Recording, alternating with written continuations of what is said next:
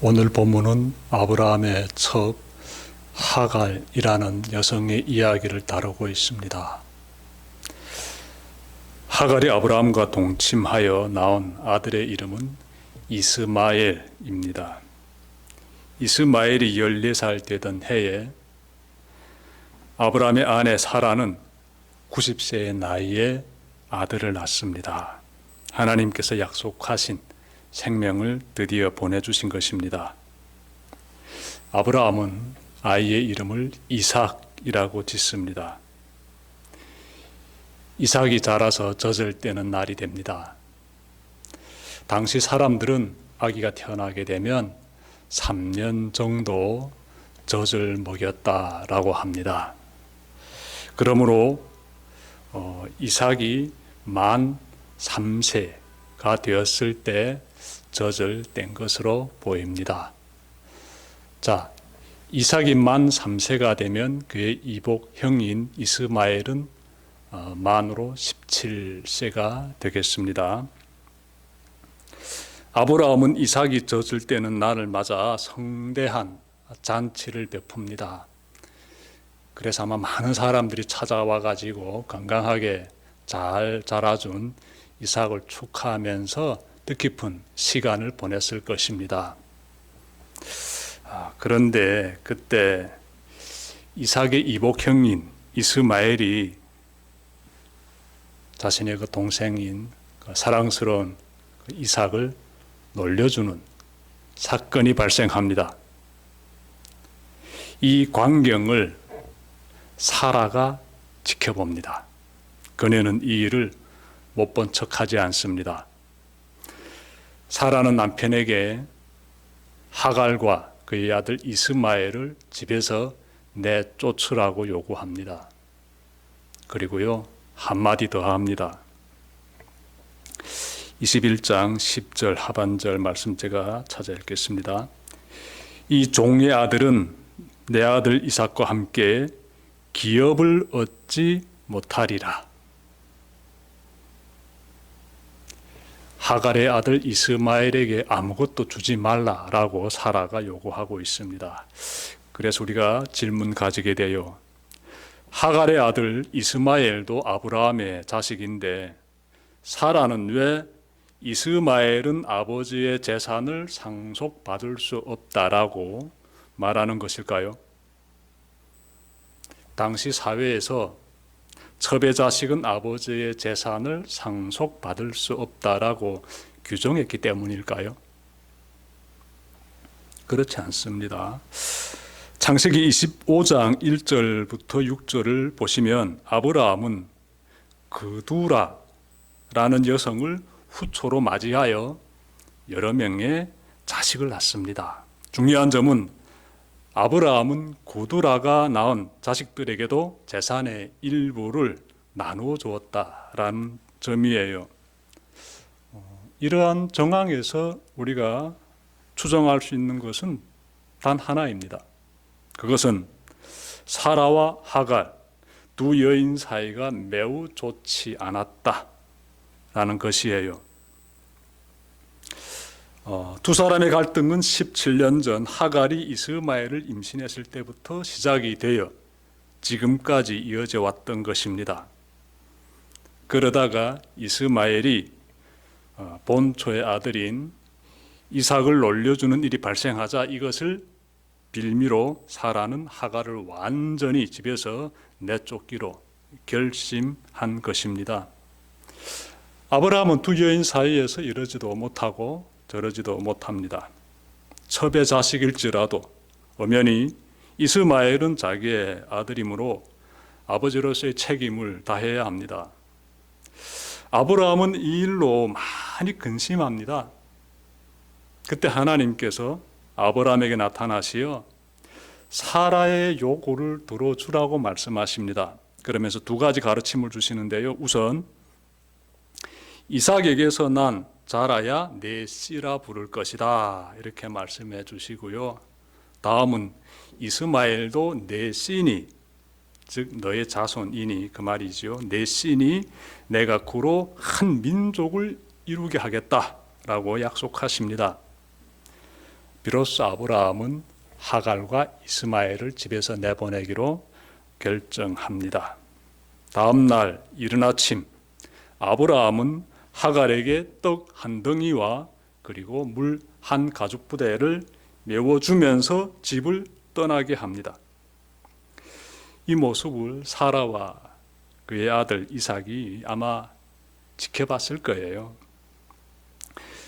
우리는 이 장면을 보며 머리를 갸우뚱거리게 됩니다. 아브라함과 사라가 어쩌면 이렇게 모질 수 있을까? 우리가 참으로 정말 기가 막힌 그런 심정 갖게 돼요. 왜냐하면 하갈은 거친 세상에서 유린당할 수밖에 없는 연약한 여성이에요. 그녀의 손을 잡고 있는 이스마엘은 아직 미성년입니다. 거칠고 험한 광야를 남성도 아닌 여성이 미성년 소년을 데리고 나가고 있는데 이는 위험천만한 일입니다. 그러므로 이들이 가려는 곳까지 동행하며 보호해줄 남성이 절실히 필요합니다.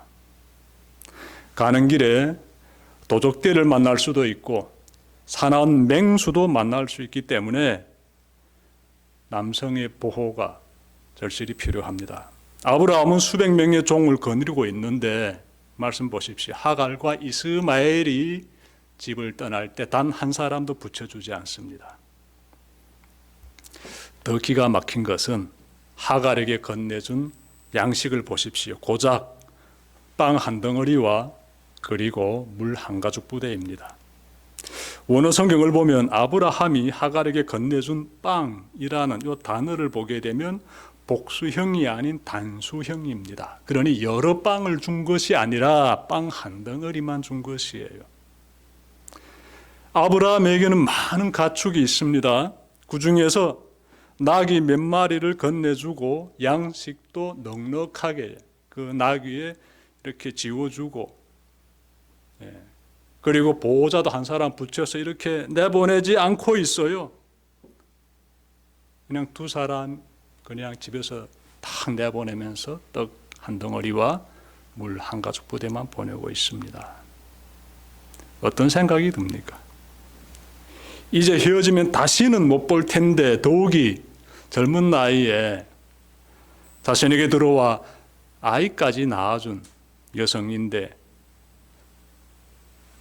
그래도 어느 정도의 호의는 베풀어줘야 하지 않겠습니까? 그런 모습이 발견되지 않고 있습니다.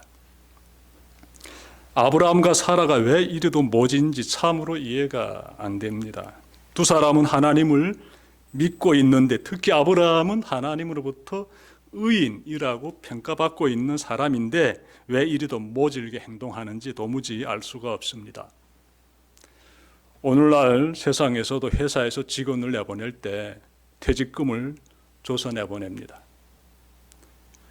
그 돈으로 다음 직업을 찾을 동안 생계를 이어가라고 합니다. 그런데 비록 고대 시기이기는 하지만 아무리 그래도 하나님을 믿는 사람이라면 이 생명을 잘 지켜주고 보호해줘야 하지 않겠습니까? 이 위험한 상황으로 이 지금 모자를 내보내고 있는데 이 모습은 참으로 당황스럽기만 합니다. 그들이 취하는 행위에서 선한 모습 조금도 보이지 않습니다. 여러분, 이제 우리는 이러한 상황 가운데서 하나님이 어떻게 일하시는지 좀 찾아봅시다. 하갈은 아브라함에게 단 한마디의 원망도 하지 않고 그 어떤 요구도 하지 않고 길을 떠납니다. 죽으라는 말보다 가라는 말이 더 설픈데 하갈은 마음을 굳게 먹고 담차게 집을 나섭니다. 자신의 살부친 이스마엘을 데리고 거친 세상으로 나아갑니다. 무엇이 그녀를 이토록 강하게 만들어주는 것일까요? 무엇이? 하갈에게는 하나님에 대한 믿음이 있었습니다. 하갈은 17년 전 이스마엘을 임신했을 때 사라의 구박을 피해 집을 나간 적이 있습니다. 하갈은 광야의 샘물가에서 하나님의 사자를 만나게 되고요. 하나님의 사자는 하갈을 위로해 주면서 엄청난 약속을 했습니다. 하나님의 뜻이 하나님의 사자를 통해서 전달이 되는데 제 그 말씀 찾아 읽겠습니다. 창세기 16장 10절부터 11절 말씀이에요. 여호와의 사자가 또 그에게 이르되 내가 내 씨를 크게 번성하여 구 수가 많아 셀 수 없게 하리라. 여호와의 사자가 또 그에게 이르되 내가 임신하였은즉 아들을 낳으리니 그 이름을 이스마엘이라 하라. 이는 여호와께서 내 고통을 들으셨음이니라. 하갈은 그때 자신의 고통을 들어주시고 그 고통의 자리에서 회복의 자리로 인도하시는 하나님을 경험했습니다. 그날 자신이 낳을 아이가 장차 하나님의 복을 받아 큰 민족의 조상이 된다는 복된 약속도 받아 안았습니다. 하갈은 그날에 주신 이 하나님의 약속을 늘 잊지 않고 있었습니다. 그리하였기에 빵 하나와 물 한 가죽 부대만 받고도 과감히 아브라함의 집을 나갈 수가 있었던 것입니다. 하갈은 세상의 힘을 의지하지 않고 하나님만을 의지하는 그러한 모습이 과연 어떤 모습인지를 보여주고 있습니다. 여러분도 하갈처럼 믿음의 용기를 발휘하시길 바랍니다. 하갈이 만난 하나님은 나의 간구를 들어주시는 하나님이셨듯이 여러분이 만난 하나님도 동일한 하나님이세요. 여러분이 간구에 귀를 기울여 주시고 응답해 주시는 그런 하나님이십니다. 그러므로 믿음의 길에 어려움이 생겼다고 하여 불신자의 삶으로 물러나면 절대로 안 됩니다. 하갈처럼 더욱 용기를 내어 하나님을 의지하는 그러한 믿음의 삶을 걸어가는 여러분들 되시길 바랍니다. 자, 그러면 용기를 내어서 걸어가는 그러한 믿음의 여정이 앞으로 어떻게 전개되었을까요? 15절과 16절 보니 우려했던 일이 발생하고 맙니다. 보십시오. 15절 가죽 부대에 물이 떨어진지라 그 자식을 관목 덤불 아래에 두고 16절 이르되 아이가 죽는 것을 참아보지 못하겠다 하고 화살 한바탕 거리 떨어져 마주 앉아 바라보며 소리내어 우니 이렇게 말씀하고 있습니다. 우려했던 일이 드디어 터진 거예요. 하갈이 이스마엘을 데리고 브엘세바를 떠나서 남쪽으로 내려가게 됩니다. 잠깐 설명해 드릴게요. 아브라함은 헤브론이라는 곳에 머물고 있다가 블레셋 사람들이 사는 그랄이라는 지역에 내려와 잠시 머물게 되고 그곳에서 다시 브엘세바 좀 남쪽에 위치해 있는 그곳으로 거주지를 옮기게 됩니다. 그리고 브엘세바에서 아들을 품에 안게 되고 즉 이삭이 태어나게 되고요. 이 브엘세바에서 그가 한동안 머물게 되는데 그때 이런 일이 터지게 됩니다. 하갈이 집에서 내쫓김을 당하는 일이 터지게 됩니다. 그래서 하갈은 브엘세바에서 지금 가게 되는데 어디로 가는가 하면 아마도 남쪽으로 내려가지 않았을까. 왜냐하면 남쪽에는 자신의 고국이 있으니까, 자신의 고향이 있는 애굽 땅이 있으니까. 그래서 브엘세바에서 남쪽으로 방향을 잡은 것 같아요. 그런데 이 브엘세바에서 길을 떠난 하갈과 이스마엘이 길을 잃어버립니다. 방향을 놓치게 되지요. 그래서 광야를 헤매게 됩니다.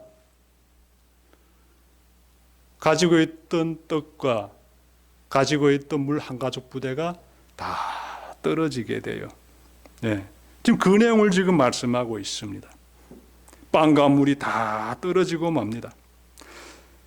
사막을 내리쬐는 떼약볕 아래 지칠 대로 지친 두 사람은 결국 주저앉고 맙니다. 여러분, 광야에서 마실 물이 없어 쓰러지면요, 기다리는 것은 무엇일까요? 죽음뿐이에요. 죽음뿐이에요. 하갈은 사랑하는 아들이 죽어가는 것을 참아 볼 수 없어 수십 미터 떨어진 곳에 자리를 잡습니다. 이때부터 모자는 서로를 바라보면서 목 놓아 울기 시작합니다. 하갈은 온 힘을 다해 하나님을 찾았을 것이에요. 왜냐하면 하나님만을 믿고 여기까지 왔기 때문이에요. 이 모습을 지켜보신 분이 계십니다. 바로 하나님이십니다. 하나님은 하갈에게 사자를 보내십니다. 사자는 하나님이 부리시는 영적인 존재입니다. 사자가 하늘로부터 하갈을 불러 이렇게 말했다라고 성경은 말씀하고 있는데요. 창세기 21장 17절 하반절부터 18절까지 제가 찾아 읽겠습니다. 하갈아, 무슨 일이냐? 두려워하지 말라. 하나님이 저기 있는 아이의 소리를 들으셨나니 일어나 아이를 일으켜 내 손으로 붙들라. 그가 큰 민족을 이루게 하리라. 여러분, 하나님은 하갈에게 지난번과 똑같은 귀한 축복의 약속을 하십니다. 하나님의 약속을 보면은요, 두 사람은 여기서 이렇게 목이 말라 죽게 되는 것이 아니다. 다 살아나게 될 것이다. 더 나아가서 이스마엘은 크게 번성하여 민족을 이루게 될 것이다. 이스마엘의 후손이 하나의 민족이 될 것이다라는 이 복된 하나님의 약속의 말씀 여기서 또다시 언급되고 있습니다. 하나님은 하갈의 믿음을 더욱 공고히 다져주신 다음에 그네의 눈을 밝혀 근처에 있는 샘물을 발견하게 하십니다. 하나님의 도우심으로 하갈과 이스마엘은 죽음의 위기에서 벗어납니다. 그리고 애굽으로 내려가지 않고 이스라엘과 이집트 사이 동쪽에 있는 바란 광야의 삶의 터전을 마련합니다. 역사를 보면 하나님의 약속대로 이스마엘로부터 그 민족이 등장합니다. 지금까지 정신적, 육체적으로 가혹하기만 했던 그 모진 시련을 믿음으로 이겨낸 하갈에 대해 전해드렸습니다. 그녀는 우리에게 하나님을 믿는 사람은 어떻게 살아가야 하는지를 삶으로 보여주고 있습니다. 하나님을 믿는다는 아브라함과 사라에게서 차가운 냉대를 받았을 때 하갈은 실망하지 않고 더욱 하나님을 의지했습니다. 떡 한 덩이, 물 한 가죽 부대만 받아가지고도 원망 한마디 하지 않고 거친 광야로 나갔던 하갈의 모습은 우리의 마음을 정말 사로잡고 있습니다. 여러분의 삶에서도 이와 같은 믿음의 귀한 모습이 발휘되길 바랍니다. 사람을 의지하지 말고 오직 하나님만을 의지하는 여러분들 되시기를 바랍니다. 세상의 물질, 세상의 쾌락, 세상의 권세 의지하지 말고 오직 주님만을 의지하며 예배자의 삶을 살아가는 여러분이 되시길 바랍니다. 인생의 모진 고통이 나를 억누를 때일수록 더욱 두 주먹을 불끈 틀어지고 믿음의 삶, 성도의 삶을 살아가는 여러분 되시기를 주님의 이름으로 축원합니다. 기도드립시다.